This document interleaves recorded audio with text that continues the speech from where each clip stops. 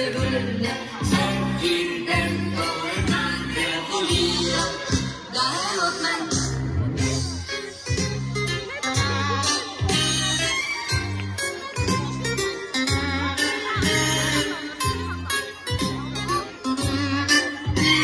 Още веднъж честит празника. Сега ще дам думата на доктор Стоичкова, която ще поздрави специално за днешния празник.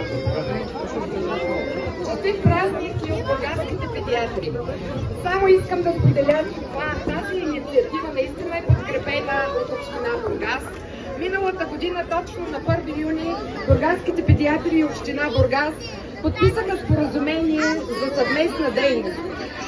Изградени са много проекти, които ще направят града ни и общината един интегриран модел за детско здравеопазване, който няма аналог в страната.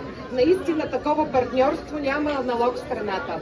Идеята днешната да пуснем 1600 и колко балона? 22 балона е, че тези деца вече преминаха най-крехката възраст. Възрастта на кърмачетата. Те вече са наша и ваша отговорност. И освен бургаските педиатри и община Бургас, нека всеки един бургазлия поеме отговорност за здрава и щастлива среда за нашите деца. Честит празник!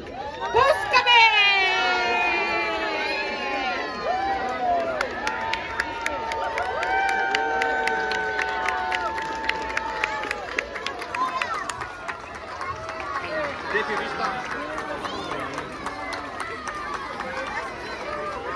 А сега за вас ще има изпълнение на детска градина Звездица.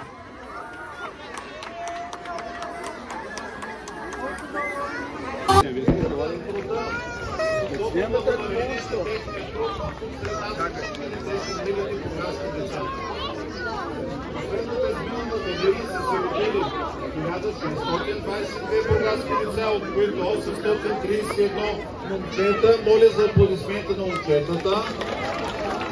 И 791 момичета. Аплодисменти за прекрасните принцеси на Бургас. Аз като кмет благодаря на всички.